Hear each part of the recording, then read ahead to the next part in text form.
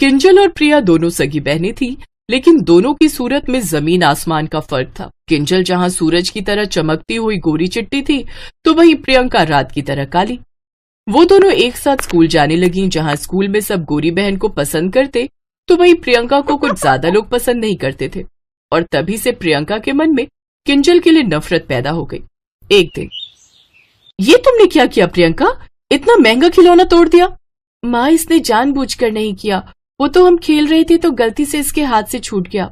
ये सुनकर उनकी माँ रमा घबरा जाती है और किंजल को इधर उधर देखने लगती है। जरा इधर तो दिखाओ। क्या हुआ मम्मी, आप मुझे ऐसे क्यों देख रही हो?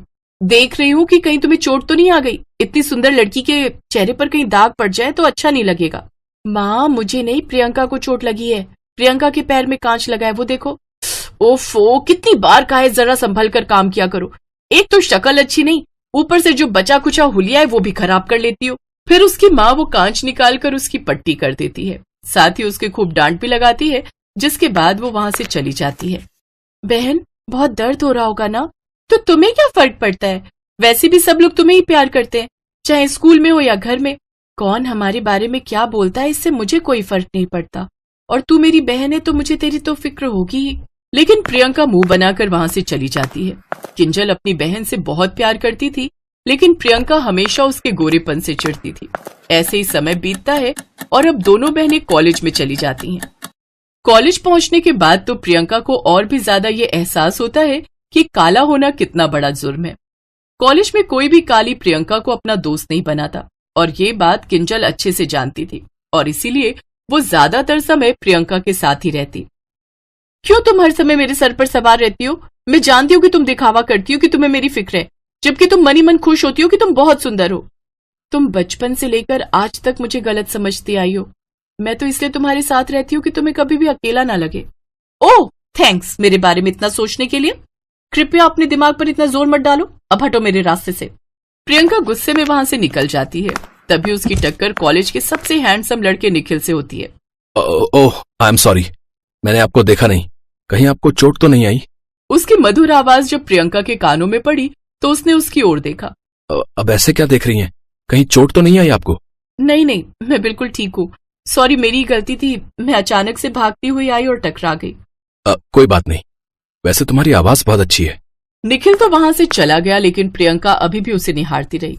उसके कहे हुए शब्द अभी भी उसके दिलो दिमाग पर छा रहे थे, क्योंकि पहली बार किसी ने प्रियंका के प्रति इतनी घृणा नहीं दिखाई और उसकी तारीफ भी की। अब जब भी उसे निखिल दिखाई पड़ता, वो उसे देखकर मुस्कुरा देती। एक दिन वो किंजल और निखिल को एक साथ कैंटीन में मुस्कुराकर बात करते हुए देख लेती है। ये देख प्रियंका गुस्से में घर आ जाती है। छुट्टी के समय किंजल उसे हर जगह देखती है, लेकिन वो उसे कहीं नहीं मिलती। जब वो घर आती है, तुम्हारा दिमाग खराब है?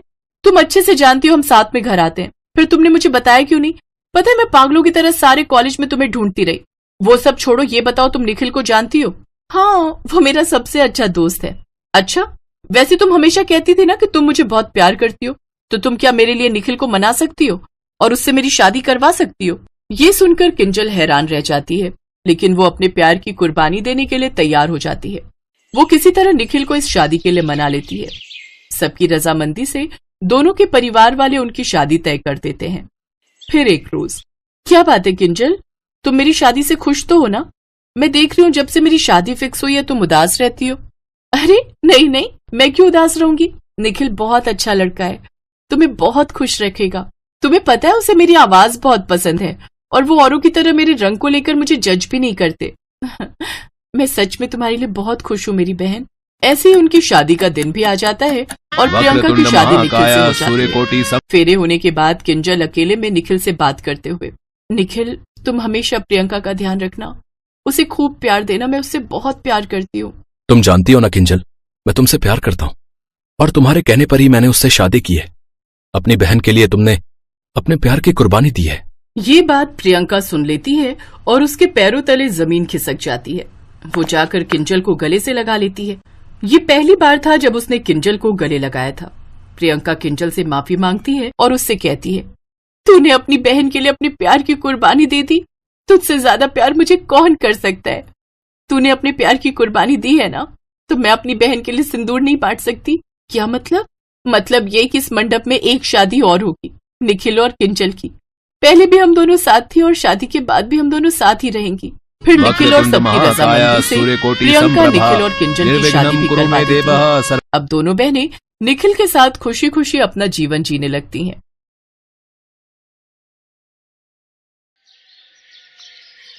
क्या फायदा है हमारी इतनी बड़ी टीम का? हम सब मिलकर एक चोर को नहीं पकड़ पा रहे। अब सर हम कोशिश कर रहे हैं।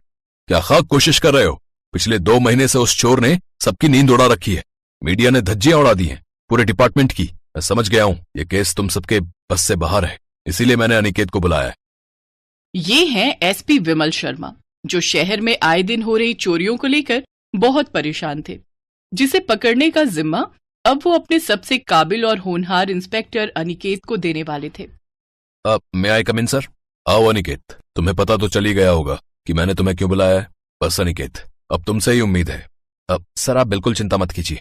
अब इस चोर को सलाखों के पीछे पहुंचाना मेरी जिम्मेदारी है। मैं आपसे वादा करता हूं इस केस को सॉल्व करने से पहले चैन से नहीं बैठूंगा मैं। इतना कहकर इंस्पेक्टर अनिकेत ने एसपी विमल शर्मा को सल्यूट किया और फिर केस की फाइल लेकर सीधे अपने घर पहुंच गया।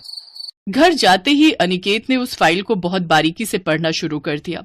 उस फाइल में अब तक हुई चोरियों की सारी डिटेल्स मौजूद थी, लेकिन सबूत के नाम पर उस फाइल में कुछ भी नहीं था।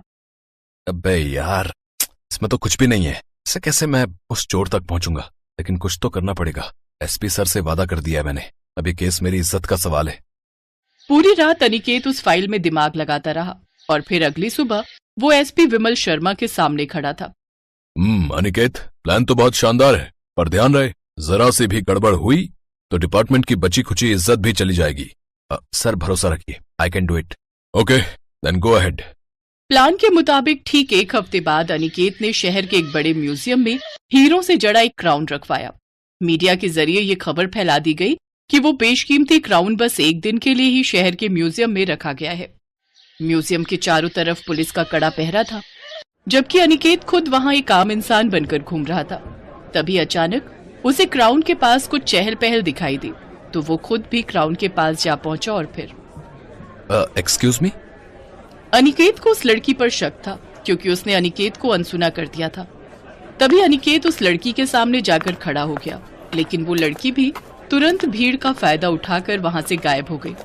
अनिकेत ने पलटकर देखा तो क्राउन वहां से गायब था। अनिकेत को उस लड़की के चेहरे की हल्की झलक मिल गई थी, जो उसके दिमाग में छप चुकी थी।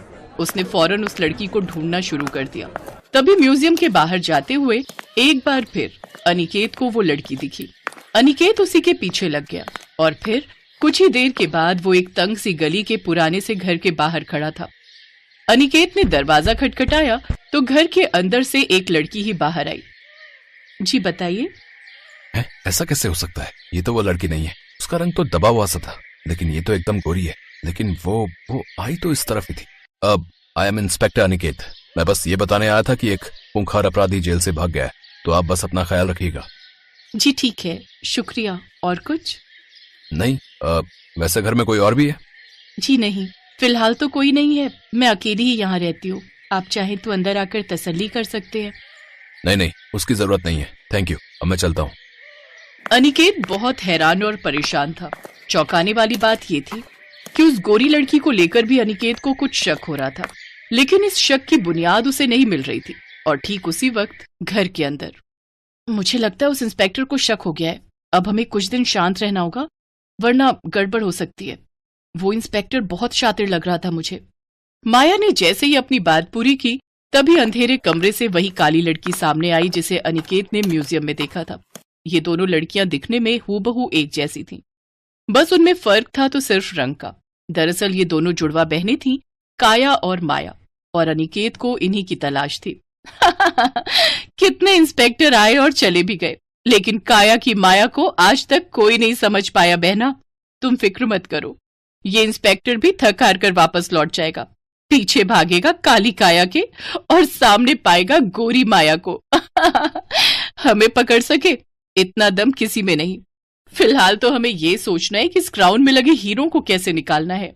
माया और काया ही वो चोर थीं जिनकी तलाश में पूरा पुलिस डिपार्टमेंट जुड़ा हुआ था। वो अपनी जुड़वा होने के साथ साथ काली और गोरी होने का भी भरपूर फायदा उठा रही थी। लेकिन इस बार उनसे एक गलती हो गई। उन्होंने ये मान लिया कि अनिकेत वहां से जा चुका है, जबकि ऐसा था नहीं। तुम तो। मैं कहीं नहीं गया था। ये तुम्हारी काली बहन जिस चोर दरवाजे से अंदर घुसी थी, मैं भी उसी से अंदर आया और यहाँ की पूरी पिक्चर मैंने देख भी ली और अपने इस फोन में रिकॉर्ड भी कर ली है। अब भागने की कोशिश मत करना, क्योंकि बाहर पूरी पुलिस फोर्स खड़ी है तुम्हारे स्वागत के लिए। माया और काया फंस चुकी थी। अनिकेत उन्हें हथकड़ी पहनाने के लिए आगे बढ़ा तो काया ने उसकी तरफ चोरी किया हुआ क्राउन बढ़ाया, जिसे देखकर अनिकेत ने कहा, इसे तुम ही रख लो। जेल में दोनों बहनें बारी बारी पहनती रहना, दोनों का अच्छा टाइम पास हो जाएगा वहां। अनिकेत की बात सुनकर दोनों बहनों ने क्राउन को ध्यान से देखा तो उन्हें पता चला कि उस क्राउन में लगे हीरे तो असल में नकली थे। ये देखकर दोनों जुड़वा बहनों को अपनी बेवकूफी पर गुस्सा भी आया और अनिकेत के तेज दिमाग पर हैरानी भी।